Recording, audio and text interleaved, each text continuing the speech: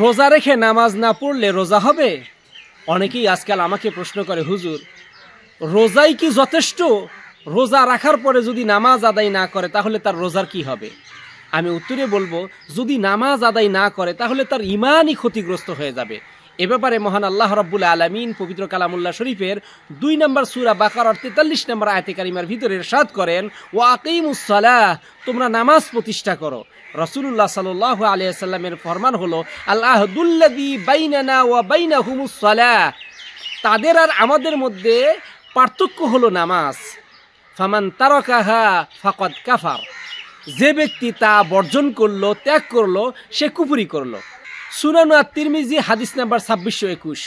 এখান থেকে আমরা যে বিষয়টা অনুধাবন করতে পারি সেটা হলো, কাফেরদের মধ্যে আর মুসলমানদের মধ্যে পার্থক্য হলো নামাজ। যে ব্যক্তি নামাজের ইহতিমাম করে, নামাজ সঠিকভাবে আদায় করে, নামাজ কায়েম করে, সে মুসলমান। আর যে নামাজ ত্যাগ করে, নামাজ ছেড়ে দেয়, সে কুফরি করলো, সে কাফেরদের দলভুক্ত হয়ে গেল।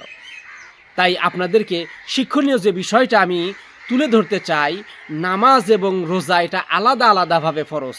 যদি রমজানের রোজা রাখে আর নামাজ ত্যাগ করে তাহলে ঈমানের ক্ষতি হয়ে যায়। যদি কেউ নামাজ বাদ দেয়, রোজা রাখে, তাহলে নামাজের জন্য আলাদা হিসাব হবে, এবং যদি কেউ নামাজ পড়ে রোজা বাদ দেয় তার জন্য আলাদাভাবে আল্লাহ রাব্বুল আলামিনের কাছে জবাবদিহি করতে হবে।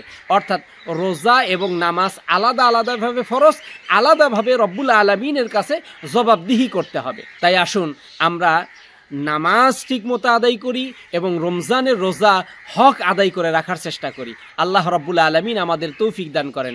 এই ভিডিওগুলো যদি আপনাদের পছন্দ হয় তাহলে অবশ্যই আপনারা লাইক, কমেন্ট, শেয়ার করতে ভুলবেন না ইনশাআল্লাহ। আর আমার চ্যানেল তো সাবস্ক্রাইব করবেনই।